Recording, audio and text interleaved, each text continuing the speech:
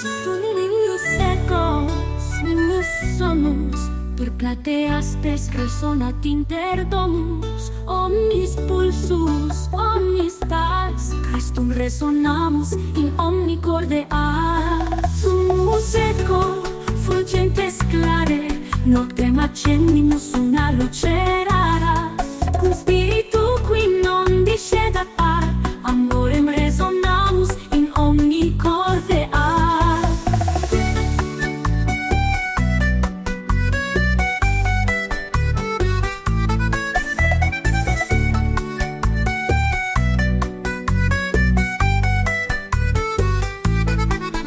Sumus seco, sumus sonus, per plateas resonat inter domus, omnis pulsus, omnis pars, Christum resonamus in omni corde Sumus seco, fulgentes clare, noctem accendimus una luce rara, cum spiritu qui non discedat amorem resonamus in omni corde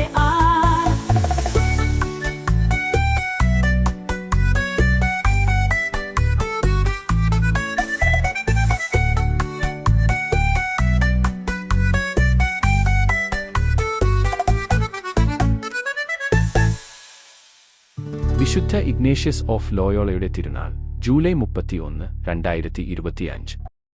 വിഷയം വിവേചനം നമ്മുടെ ജീവിതത്തിന്റെ വല തനിച്ചു കിടക്കുമ്പോൾ. ക്രിസ്തുവിൽ പ്രിയ സഹോദര സഹോദരിമാരെ, ഇന്ന് നാം വിശുദ്ധ ഇഗ്നേഷ്യസ് ഓഫ് ലോയോളയുടെ തിരുനാൾ ആചരിക്കാൻ ഒന്നിച്ചിരിക്കുന്നു.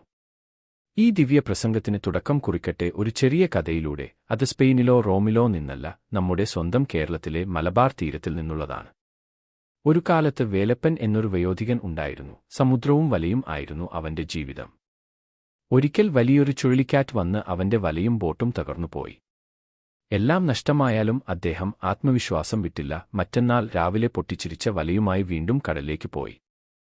അവൻ പിടിച്ചതിൽ ചില നല്ല മീനുകൾ ഉണ്ടായിരുന്നു. പക്ഷേ അതിനൊപ്പം ചില പഴയ ചെരുപ്പുകൾ, തുരുമ്പേറിയ ടിൻകുപ്പികൾ, തമ്മിൽ കുടഞ്ഞ 2 ഞണ്ടുകൾ, ഒപ്പം ഒരു ചെറുപൊഞ്ചങ്ങലയും ഉണ്ടായിരുന്നു.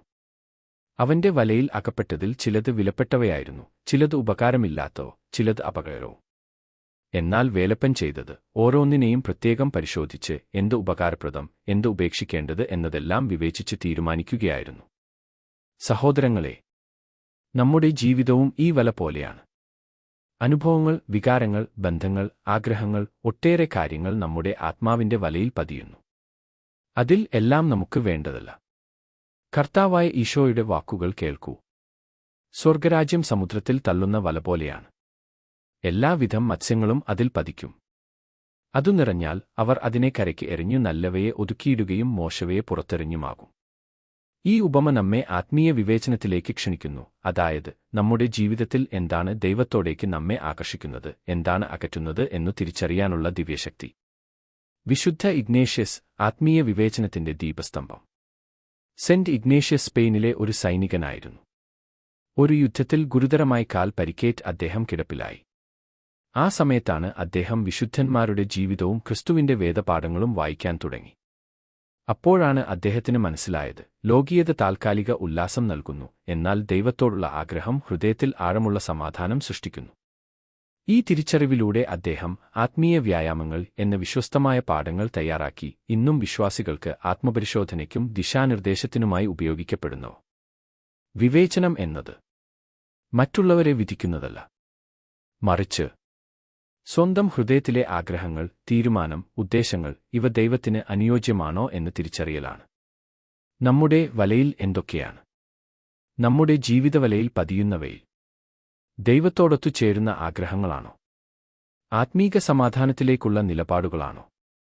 അതോ നമ്മുടെ ചിന്തകളെ തെറ്റിച്ചു കാണിക്കുന്ന ഭ്രമങ്ങളാണോ?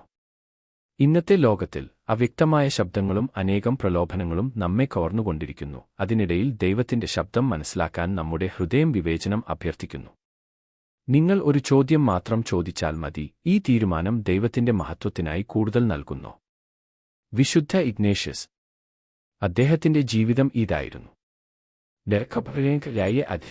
ദൈവത്തിന്റെ മഹത്വത്തിനായി, അതിനായി മാത്രമായി. അവസാന പ്രാർത്ഥന, സമർപ്പണത്തിന്റെ മധുരരാഗം. ഈ ദിവ്യപ്രസംഗം അവസാനിപ്പിക്കട്ടെ ഇഗ്നേഷ്യസിന്റെ പ്രശസ്തമായ ആത്മസമർപ്പണ പ്രാർത്ഥനയിലൂടെ. മനസ്സുകൊണ്ടും ആത്മാവുകൊണ്ടും ഈശോക്ക് സമർപ്പിക്കപ്പെടുന്ന ഒരാശ്വാസഗാനമായി.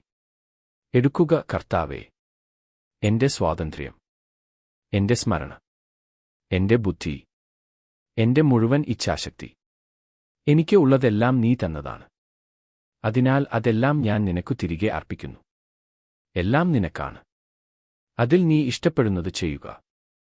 നിന്റെ സ്നേഹവും നിന്റെ കൃപയും മാത്രം എനിക്ക് മതിയാകും കർത്താവേ.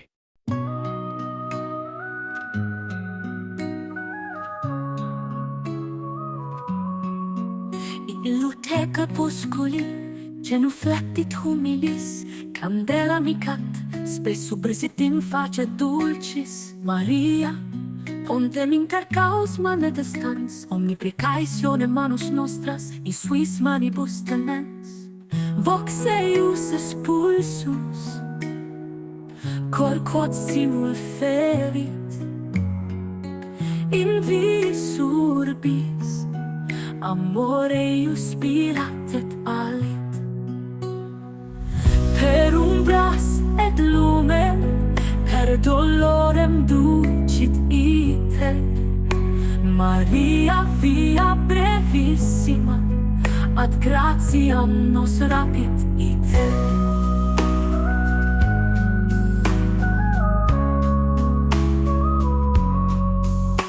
Cum uno ave mundus Paulis perquiescit, in fidei choro, ipsa est causa quere fulget.